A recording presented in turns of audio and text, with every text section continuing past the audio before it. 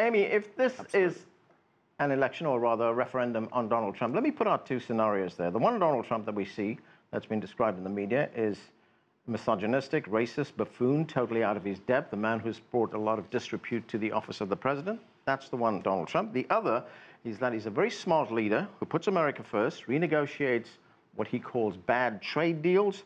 He's got tax reform passed in this country. What do you think is going to be uppermost in voters' minds when they go to the polls? Boy, that is the million-dollar question, and if I knew the answer, I'd have $1 million. Donald Trump, of course, is out on the campaign trail. His slogan is, promises made, promises kept, and he's drawing huge, huge crowds cheering that on. I think what's sort of interesting is that both Democrats and Republicans in Washington, D.C. want this to be about Donald Trump. But if you look at local advertising, as Eleanor Clift has pointed out, a lot of Democrats, taking the advice actually of Rahm Emanuel, the current mayor of Chicago, are running much more local campaigns and trying to appeal to that particular constituency. And up to now in the special elections, that's been working for them. They've been outperforming Hillary Clinton in districts that she won. That's the Democratic side of the party, or sorry, Democratic side of the aisle. But again, we don't know about that Republican intensity. We have seen polling showing that that intensity is going up, in large part, again, because of Kavanaugh. But there are so many wild cards. Jim Messina, President Obama's former campaign guru, he just tweeted today about Elizabeth Warren and her whole Native American ancestry rollout is being a huge and unhelpful distraction. So when you have those things going on the side that are really obscuring the Democratic message, what are voters hearing? And I would just add one more quick thing. We mentioned briefly before about Hispanic turnout and sort of the energy level being low. There's a different group that's not talked about too much, and that's the African American community. President Trump received some cartoonishly low number of votes by the African American community. 9%. Actually higher than Mitt Romney and normally what Republican presidents Right, get. but what I'm saying is his numbers now are astronomical. The African American community percentage, something like 30 to 40%, just 30 to 40% approve of President Trump under some polling numbers. That doesn't translate the votes.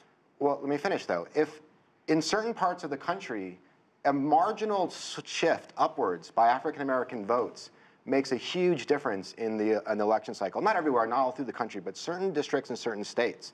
So if the coalition, the Democratic traditional coalition starts to break down a little bit, and they start to lose some of the traditional support among some of these key groups like African Americans, that changes the dynamic quite a bit. We'll see if it translates to votes. It may not, and you may be right.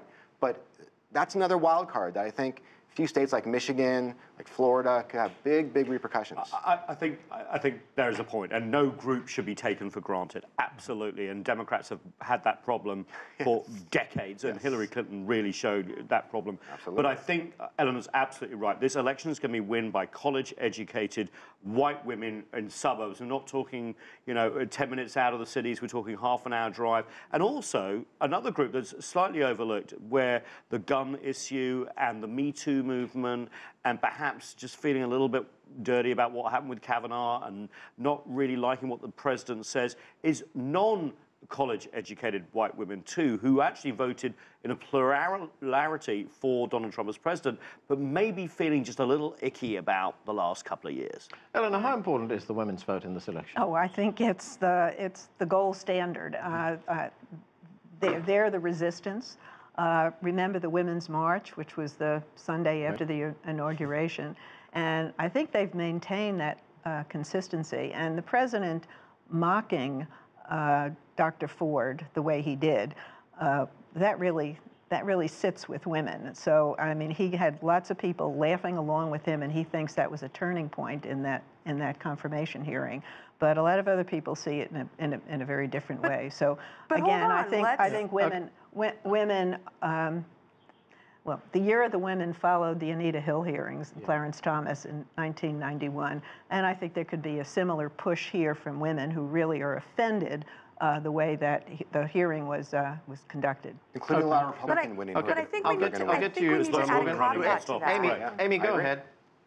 I was going to say, I think we need to add a caveat to that. We know that the women's vote is not monolithic. And in 2016, Donald Trump did very well with white women after the whole NBC, you can grab him video had surfaced, and everyone thought that would tank him with the female vote. So I think we're a little bit too quick to categorize women and their reaction to Donald Trump's, shall we say, vulgarities and being turned off by them, when we've already seen in 2016 that wasn't necessarily the case. But he said a lot of things about women. I completely agree that then. women aren't monolithic, and the Supreme Court judges, and the fact that this president promised to nominate judges who would overturn Roe.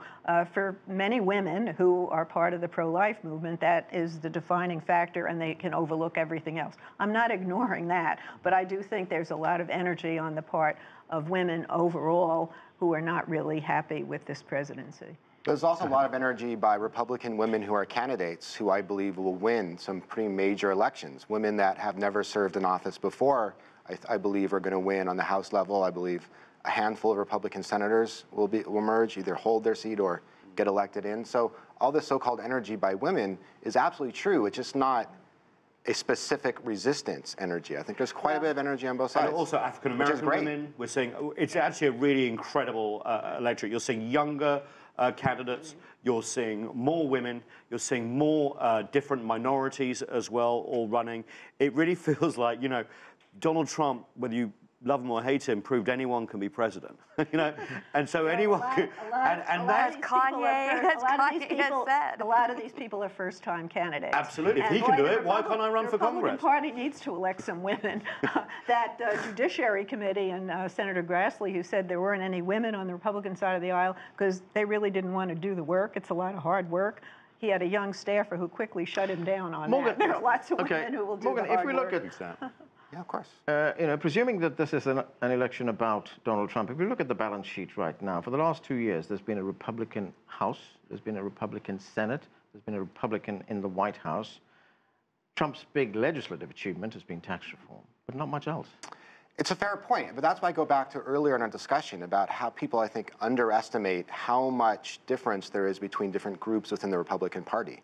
Here in this town in Washington, D.C., is where you'll find the sort of epicenter of the never-Trump resistance amongst the Republican Party.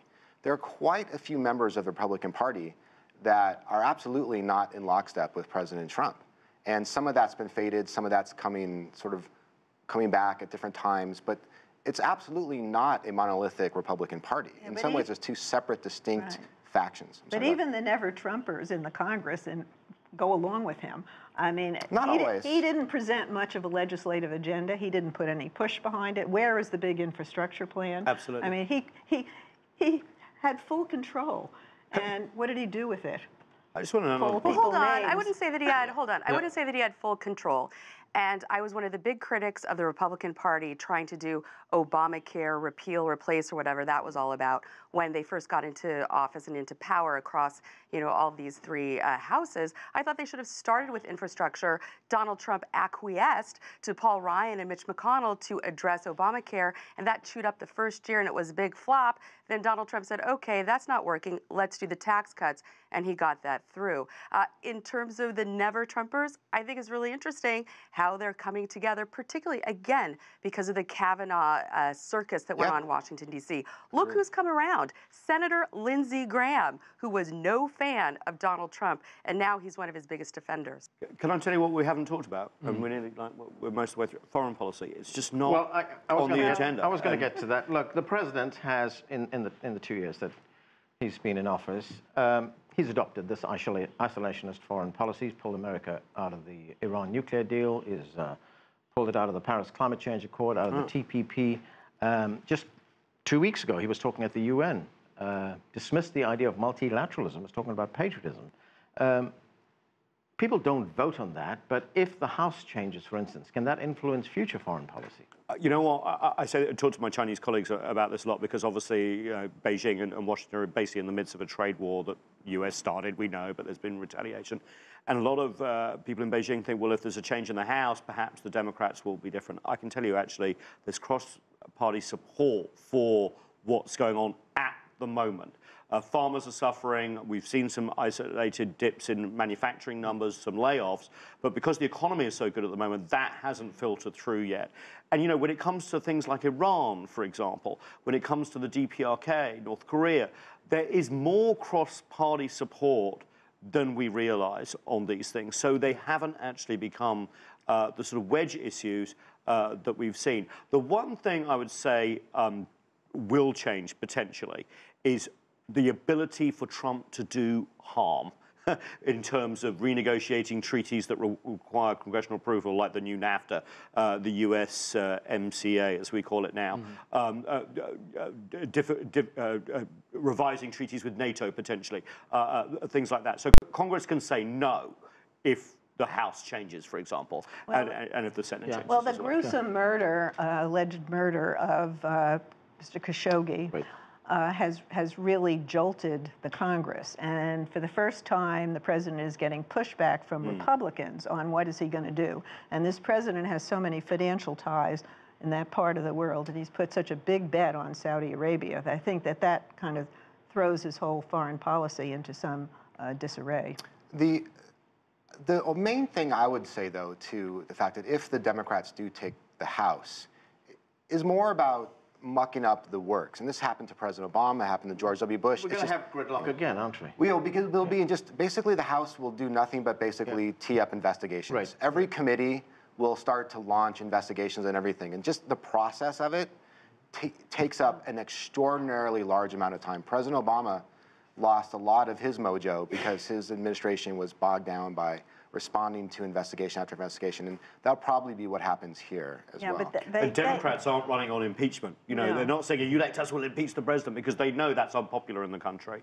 And look what happened. But they will be. Well, yeah, go ahead, Amy. But they will be under tremendous pressure to do that. And to lead on to that point, Donald Trump's foreign policy, I don't think, is accurately described as isolationist. After all, he just negotiated the U.S.-Mexico-Canada trade deal, and there has been, or when he campaigned, and certainly in that trade deal, there has been sort of this bipartisan Bernie Sanders, Donald Trump overlap when it comes to trade, that a lot of Americans felt that trade was not, at least what had been negotiated with NAFTA, was not in America's best interest, and that crossed party lines. But in terms of if Democrats take over the House, yes, I agree, it's going to get bogged down in subpoenas and investigations and oversight, and you're going to see a lot of that on cable news. But even if Democrats in Congress were able to pass a piece of legislation, let's not forget, if Republicans still have control of the Senate, as they say, the Senate is where legislation goes to die. All those pesky little investigations and oversight is what Congress is supposed to be doing. It's also designed to do very little, too. Right, I mean, the U.S. system is designed so not a lot happens unless everyone agrees. Okay, no, I've got about 3/4 of a minute left. How important is turnout in this election for both sides? No, it's critical. I mean, the Democrats are going to have to wake up their constituents who don't usually bother to vote in these midterm elections. President Obama said that Democrats don't think it's sexy enough. They only want when there's a president leading the ticket.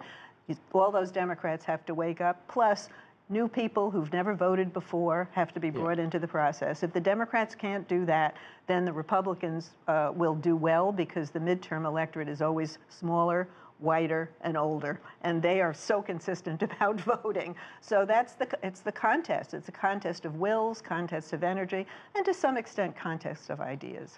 Okay, and that's where we have to leave it. Thanks to all of you for being with us. That's it for this edition of The Heat, but the conversation continues online.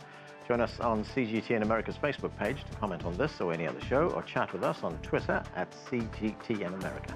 I'm Anand Naidu in Washington, D.C. Thanks for being with us.